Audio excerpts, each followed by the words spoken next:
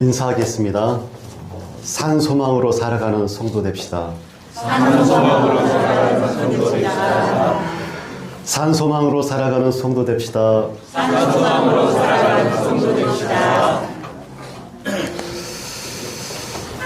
하나님의 명령을 어긴 천사 미하엘이 인간 세상에 내려와서 세 가지의 깨달음을 얻어야 했습니다.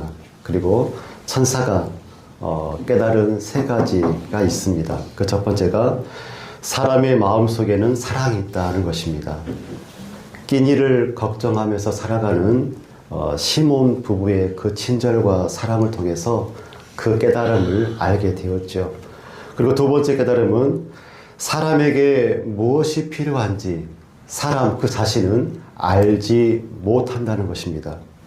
부자가 오래 살 줄을 알고 신발을 주문했지만 그는 죽게 되었고, 그리고 그는 죽은 자들이 신어야 될 그런 신발을 신을 수밖에 없었다는 것이죠. 그리고 세 번째는 사람은 자기 힘으로 살아가는 것이 아니라 사랑으로 살아간다는 것을 천사가 깨달았습니다. 결국 인간을 살게 하는 것은 사랑이다. 이것을 러시아 문호 톨스토이가 그렇게 생각을 하게 되었죠. 우리는 사랑할 때 소망이 생깁니다. 사랑하는 순간 삶의 의미가 생기게 되죠. 그런데 현실은 항상 따뜻하지 않는 것이 우리가 맞닥뜨리고 있는 그런 현실입니다. 관계가 힘들 때, 상황이 무너질 때, 그때 필요한 게 소망입니다. 빅터 프랭클은 그의 책 죽음의 수용소에서 이렇게 기록하고 있습니다. 그가 이런 것들을 관찰했죠. 수감자들은 그 죽음의 수용소에서, 그 참혹한 수용소에서 참혹한 그런 대접과 고된 노동 속에서 하나의 소망을 품고 살아갑니다.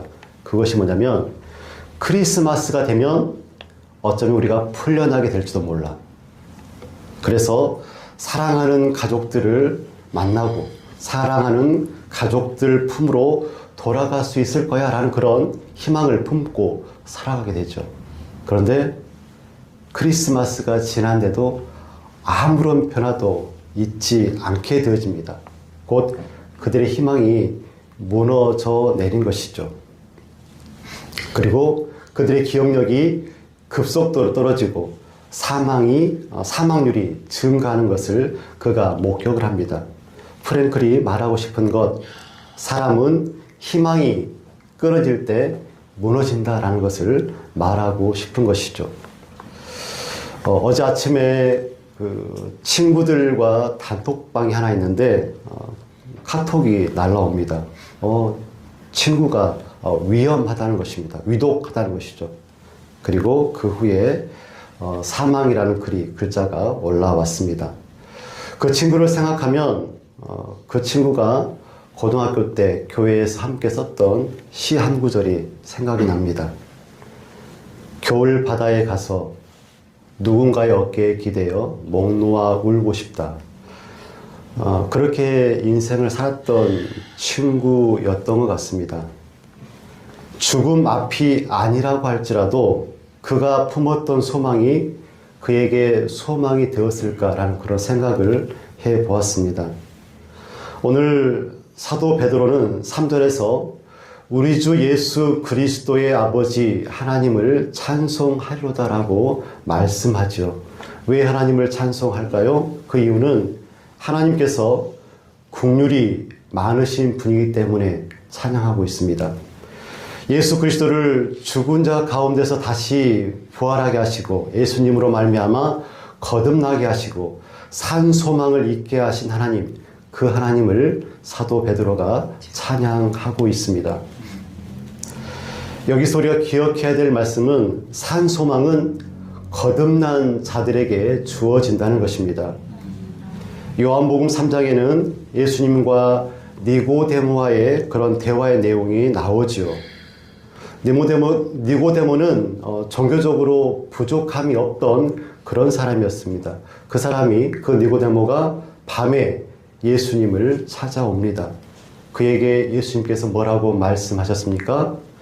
사람이 거듭나야 하나님의 나라를 볼 수 있다라고 말씀하셨습니다. 그리고 요한복음 3장 16절에 말씀을 하시고 그 이후에 하나님의 아들을 세상에 보내신 이후 세상을 구원하시기 위하여다라고 말씀하십니다. 니고데모가 처음에는 이 말씀을 이 예수님의 말씀을 이해하지 못했지만 시간이 지나면서 그가 알게 되어지고 그가 변화를 갖게 되어집니다. 더 이상 숨지 않고 예수님의 장래에 공개적으로 나서는 그의 모습을 보게 되어집니다. 두려움 속에서 숨어있던 사람이 소망 가운데 믿음을 드러내는 사람으로 바뀌는 것을 우리가 볼 수가 있죠. 여러분, 베드로가 어떤 제자입니까? 예수님의 수제자였죠. 예수님을 가장 가까이에서 가장 멋진 제자로서의 모습을 그런 자가 베드로였죠. 근데 결정적인 순간에 3번 예수님을 부인하고 베드로가 무너집니다. 그러나 부활하신 주님을 만난 후에 그가 다시 일어서죠. 이전과 같은 사람이 아니라 죽음 앞에서도 굴하지 않고 복음을 전하는 사람으로 바뀌었습니다.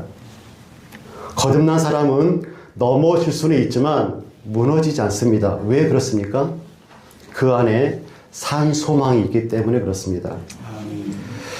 바울은 누구보다도 열심히 있었던 사람이죠. 하지만 그 방향이 잘못되어서 교회를 무지 핍박했던 인물이 바울입니다.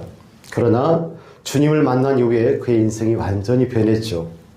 핍박하던 자에서 복음을 전하는 자로 변화되어집니다. 그리고 고난과 감옥 속에서도 그가 기뻐하며 살아가는 모습을 보게 되어지죠. 그것은 그의 소망이 상황 속에 있지 않냐고 주님께 있었기 때문에 그가 그런 삶을 살 수 있었던 것입니다. 오늘 본문의 말씀에서 말씀하시는 산소망이 뭘까요? 산소망은 살아 움직이는 소망입니다.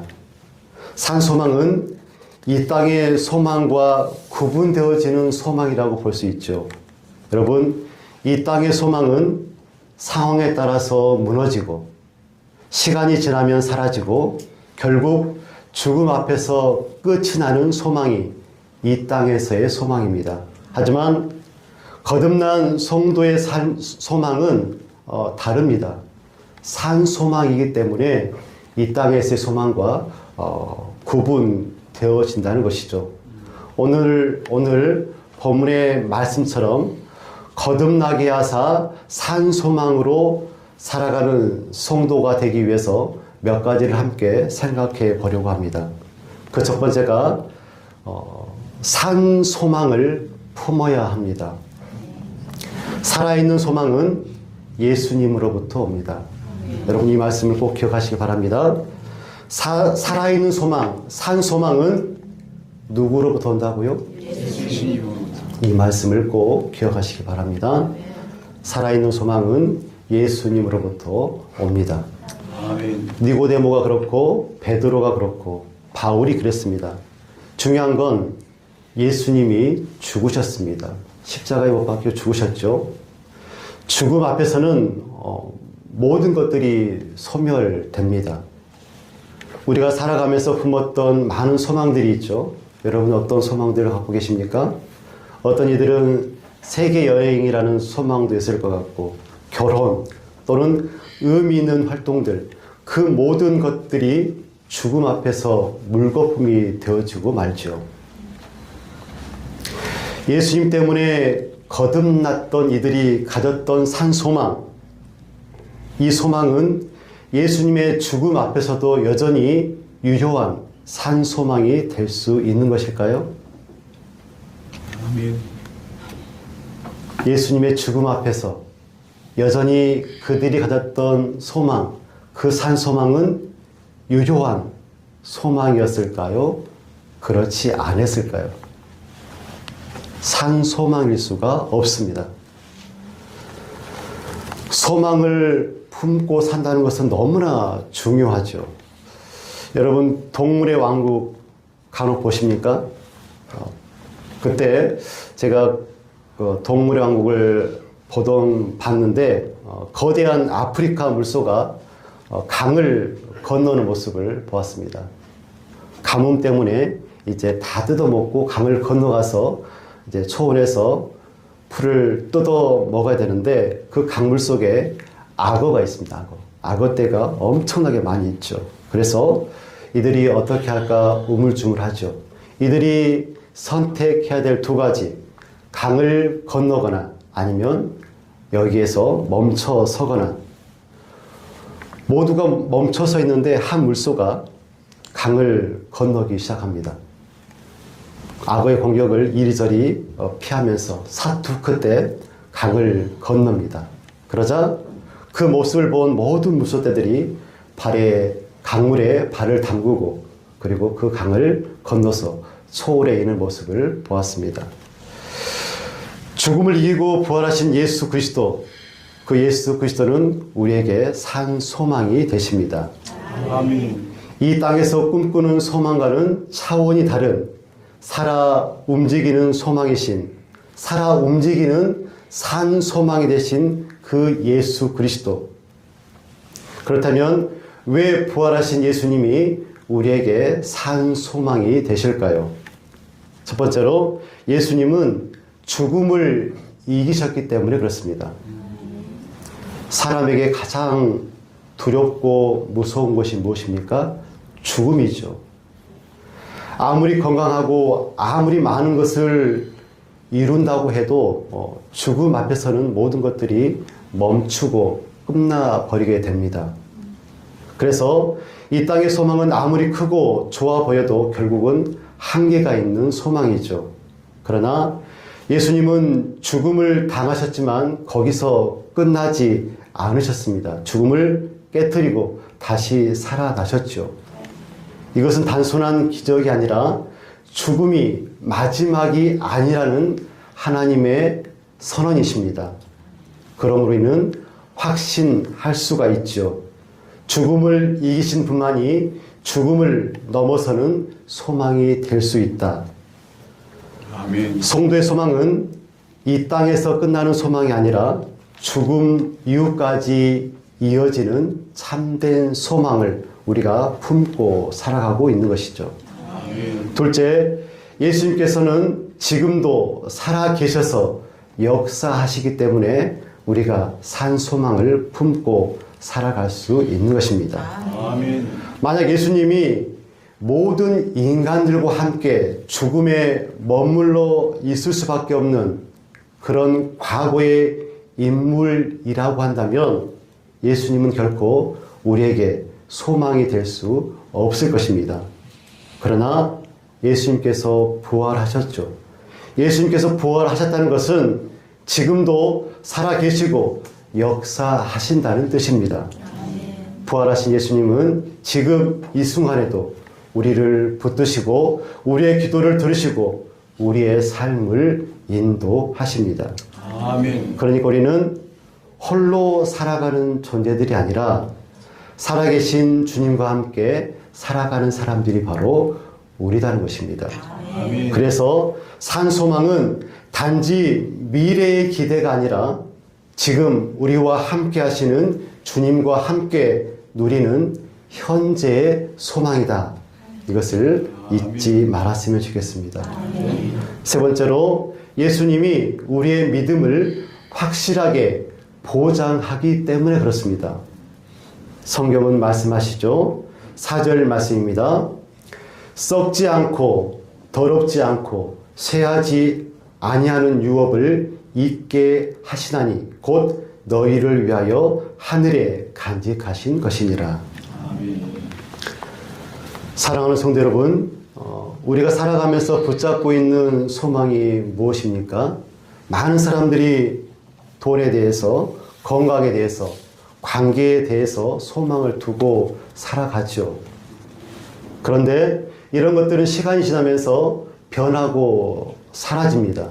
성경은 우리에게 다른 소망을 우리에게 말씀하고 있죠. 썩지 않고 더럽지 않고 쇠하지 않는 유업으로서의 소망을 우리에게 말씀합니다. 영원한 생명, 영생, 영원한 하나님의 나라, 함께 누리는 복으로서의 그 유업은 썩지 않는 유업입니다. 아멘. 이 세상에 있는 것은 아무리 좋아도 결국에는 썩고 사라지죠. 돈도 없어지고 건강도 약해지고 관계도 변할 수가 있습니다. 그러나 하나님이 주시는 유업, 하나님이 주시는 유산은 시간이 지나도 없어지지 않는, 변하지 않는, 끝까지 남는 그런 유산입니다. 아멘. 둘째로 이 유업은 더럽혀지지 않는다라고 말씀하죠. 세상의 것은 시간이 지나면 변질되고 그 깨끗함을 잃어버립니다. 그러나 하나님이 주시는 유산은 재나 환경 때문에 더러워지지 않는 그런 유산입니다. 처음 주어진 그 모습 그대로 온전하고 거룩하게 보존되어지는 그런 유업입니다. 셋째로 이 유업은 쇠하지 않는 유업입니다. 이 세상의 좋은 것들 처음에는 좋지만 시간이 지나면 점점 시들고 식어가지요. 그러나 하나님이 주시는 그 유업은 그렇지가 않습니다. 시간이 지나도 줄어들지 않고 언제나 동일하게 가치 있고 충만한 것이 하나님이 주시는 그런 유업입니다. 아멘. 사랑하는 성도 여러분, 성경은 이 유업이 어디에 간직되어 있다라고 말씀합니까? 어디에 간직되어 있죠? 하늘에 간직되어 있다고 합니다. 누구를 위해서? 너희를 위해서. 무슨 말씀입니까? 하나님께서 우리를 위해서 준비해 두셨다는 것이죠. 하나님께서 우리를 위해서 준비하셨으니까 우리가 어떤 상황을 지나가더라도 이 소망은 빼앗기지 않는다는 것을 우리가 기억했으면 좋겠습니다. 아멘. 두 번째로 시험 속에서도 기뻐하는 믿음이 있어야 산 소망을 가지고 살아가는 성도가 될 수 있습니다. 6절 말씀을 보십시오.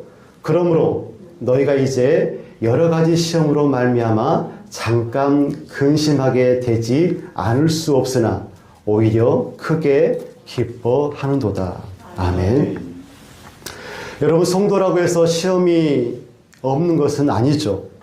오히려 믿음으로 살아가다 보면 여러 가지 시험을 더 깊게 경험하게 되어집니다. 그래서 베드로 사도가 말씀하죠. 너희들이 근심하게 되지 않을 수 없다. 너희들이 반드시 근심하게 될 것이다. 그런데 중요한 것은 그 시험에는 하나님의 목적이 있음을 우리가 기억했으면 좋겠습니다. 성경은 그 목적을 뭐라고 말씀합니까? 믿음의 연단이라고 말씀합니다. 믿음은 연단되어져야 한다는 것이죠. 불로 연단되어서 반짝거리는 그 노란 금보다 더 귀한 믿음이 산 소망으로 우리를 살게 할 것입니다. 금은 불 속에 들어가야지만이 순도가 높아집니다. 만약 여러분들이 금을 채취해서 금을 가지고 있다면 첫 번째로 첫 번째로 하고 싶은 것이 그 금을 불에 녹여서 순도가 높은 그런 금을 취하고 싶어질 것입니다. 마찬가지로 우리의 믿음도 시험을 통과하면서 더 단단해지고 더 분명해지고 더 깊어질 것입니다. 그래서 하나님은 시험을 통해서 우리의 믿음을 드러내 보이고 그리고 우리의 믿음을 세우시고자 원하십니다. 7절 말씀을 제가 세번역 성경으로 제가 읽어 드리겠습니다. 7절 말씀입니다.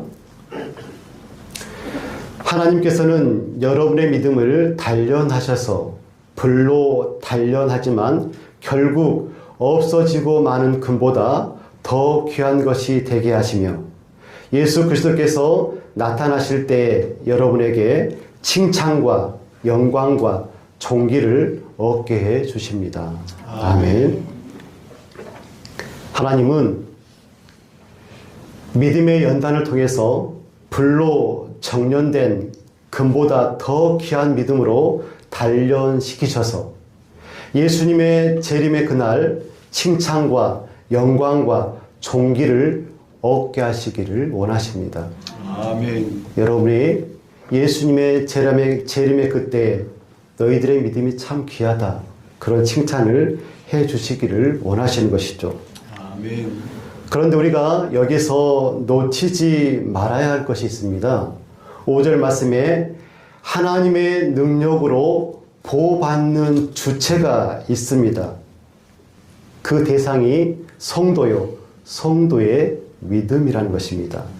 그리고 7절에서 말씀하시는 믿음의 확실함, 그 믿음의 확실함, 이것은 우리의 것이 아니라는 것.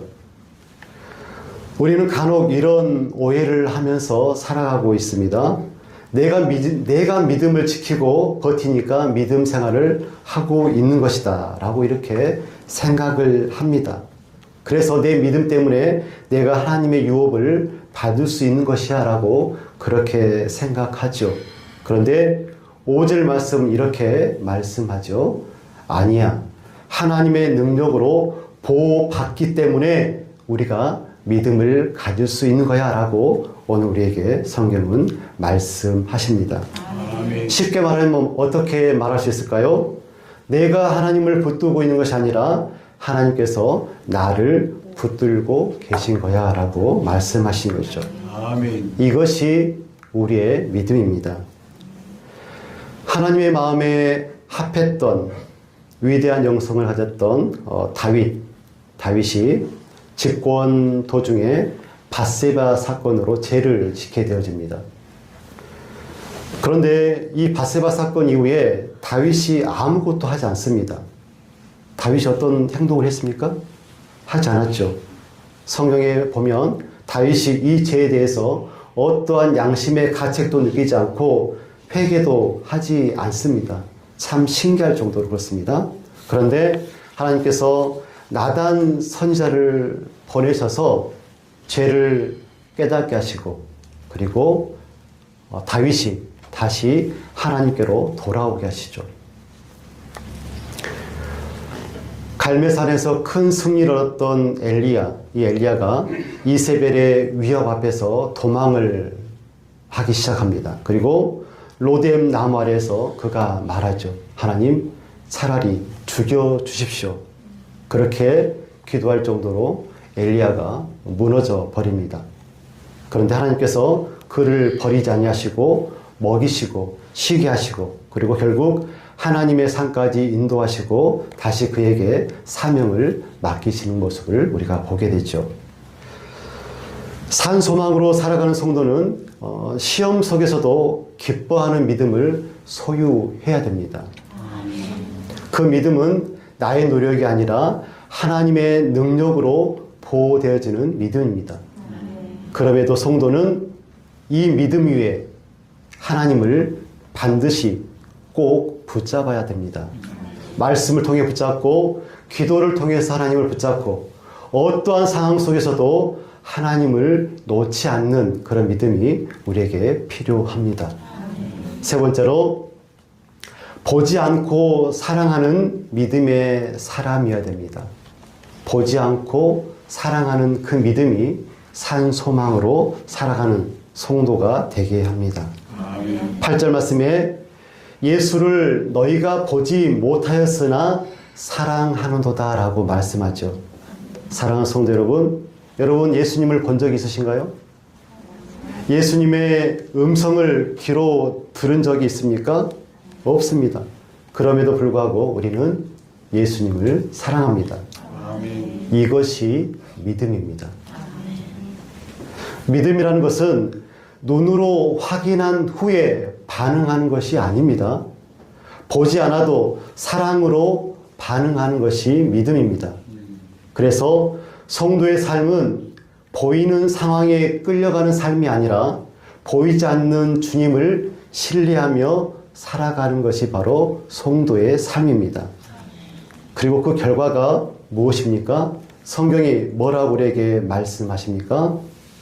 말할 수 없는 영광스러운 즐거움으로 기뻐한다라고 말씀하죠. 이 기쁨은 어떤 기쁨입니까? 환경에서 오는 기쁨입니까? 아니죠. 문제가 해결되어서 오는 기쁨입니까? 아닙니다. 예수님과의 관계 속에서 예수님으로부터 오는 기쁨입니다. 그래서 상황이 여전히 어렵고 문제가 그대로 남아있다고 할지라도 마음 깊은 곳에서 무너지지 않는 샘솟는 기쁨이 바로 이 기쁨이죠. 베드로는 이 복음이 얼마나 놀라운 것인지 오늘 본문 후반부에 잘 기록하고 있습니다. 구약의 선자들은 이 구원을 미리 바라보며 연구하며 찾았다라고 말씀합니다. 이 은혜가 언제 어떻게 이루어질지 간절히 기다리며 살폈던 이들이 바로 선지자였다라고 말씀합니다. 심지어 천사들조차 이 은혜를 자세히 살펴보았다라고 12절에 기록하고 있죠. 우리가 어떻게 이 자리에 서 있습니까? 우리는 바로 그 복음 한가운데, 그 은혜 한가운데에 서 있는 사람들이 바로 우리라는 것을 꼭 기억했으면 좋겠습니다. 아멘. 하나님께서는 오래전부터 준비하시고 많은 사람들이 바라보았던 그 은혜 가운데 지금 우리를 세우시고 그 은혜와 그 구원을 누리게 하셨습니다. 사랑하는 성도 여러분, 우리는 보지 못했지만 사랑하는 사람들입니다. 예수 그리스도를 보지 못하고 사랑하며 예배하며 살아가는 사람들이 바로 우리들이죠.